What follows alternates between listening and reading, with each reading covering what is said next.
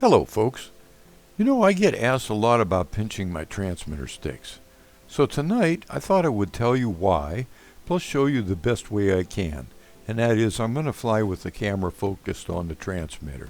We're going to do some stuff. I show you how my sticks are moved. I do TikToks and fly inverted. And the weather is shitty here. So this is really the best way to show you on the RC-10 Sim. And just like in the military and many other venues, flying the simulator happens before getting in the real plane. So I say get a good simulator and with a real good aerodynamic flight physics engine and learn to fly on that first. Remember, if you can't fly the sim without crashing, don't expect it to be easier in real life or less expensive.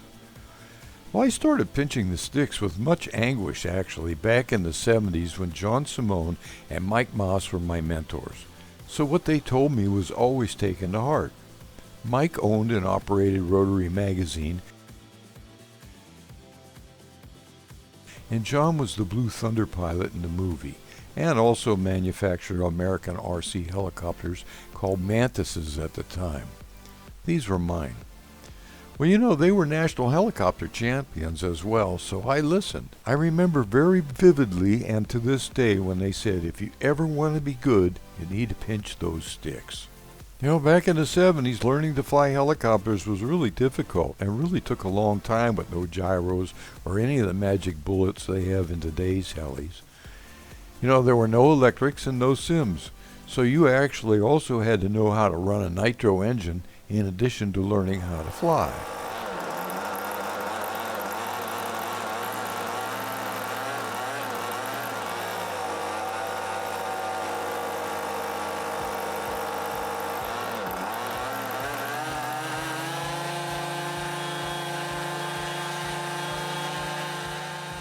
Well, I produced a video years ago called My 9 Helicopter Tips and Rules of Thumb.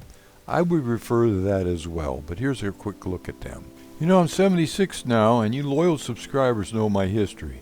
I spent my entire life in the RC industry, and my mission has been always to try to help people learn to fly. Remember, he who dares nothing, need not expect anything.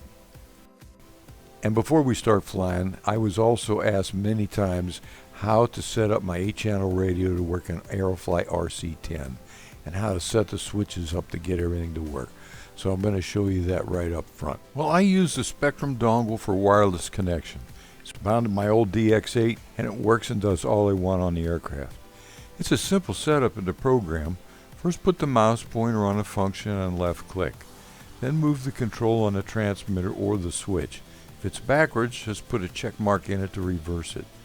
There are settings for the aircraft and helicopters so you can set each airplane perfectly the way you want it, including dual rates and expo.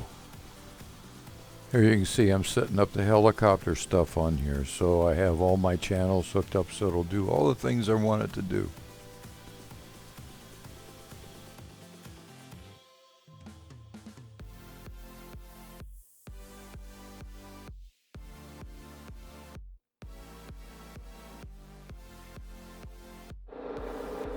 Okay, I'm using my old DX8 from the simulator. This is what I use.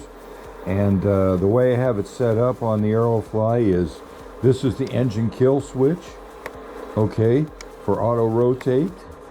This switch I have for landing gear and 3D mode. So when I put that up, the landing gear goes up and down on this particular model, which is the Aerofly, okay. And then I have my dual rate switches here, which I've set up on my transmitter for, this is about 75% here and 50% here. I do have a kill switch here, just like on normal. That's full fly. And this is back where the engine will not take off on its own. I've got dual rate rudder set up on this switch, so I can run that. And my smoke is on this. I can turn it up or I can turn it down to medium or almost barely any and then to off. And this is my brakes. And in an airplane, this is the flaps. Okay, let's go ahead and I'm going to show you why it's very important to fly pinching the sticks when you're flying any models. I'm a precision flyer. I like to fly nice, big, smooth maneuvers. Turn on the motor.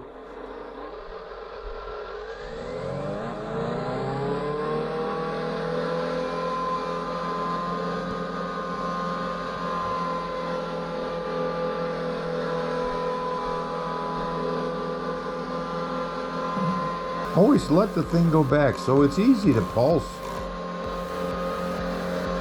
to do anything.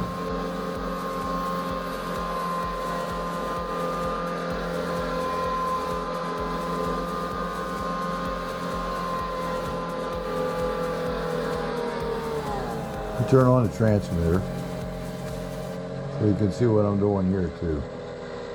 And I'll move this. Oh, I guess I'll leave it right there so you can see what I'm doing here. Turn on a little smoke, a little bit.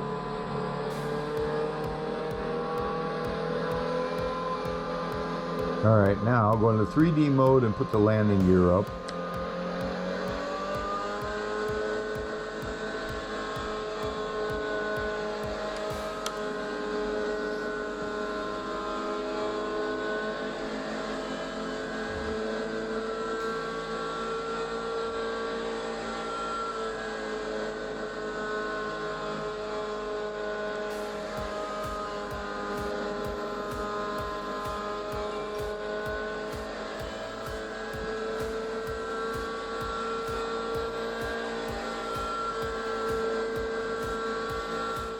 Remember, all helicopters have basically the same major control functions, so it really doesn't matter which helicopter you pick on to learn.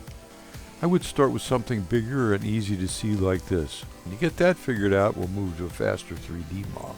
Okay, we're going to do some nice big smooth maneuvers. See if you can keep up with me. Follow along in the transmitter.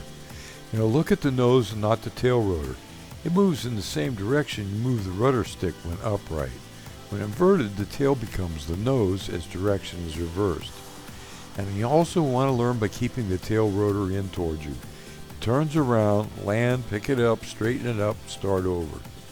And for God's sakes, learn to hover real good before going up, and away.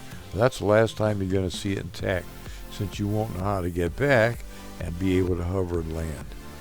Make sure to pick the right sim, as some are too easy, and that gives a false sense of hope. I learned to become a better pilot because of Aerofly, and because it consistently over the last 20 years that I've flown it has true aerodynamic physics engines.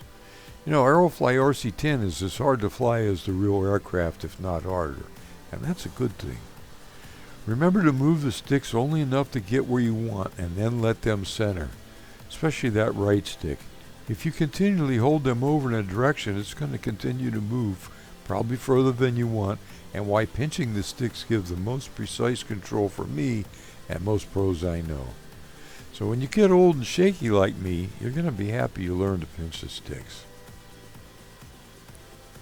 So I hope this helped you out if you're a newbie getting started and want to learn the old-fashioned way where you don't have 15 gyros helping you fly. Hope you picked up a tip here that might help you in some way if you're learning. Otherwise, never give up. If it's easy to get, it's not worth getting. Engine off. So thanks a lot for watching, folks. If you know somebody that's learning that might get some tip or use out of this video, pass it on to them. And again, stay well and be safe. This is Dave the Night Flyer, signing off till the next episode.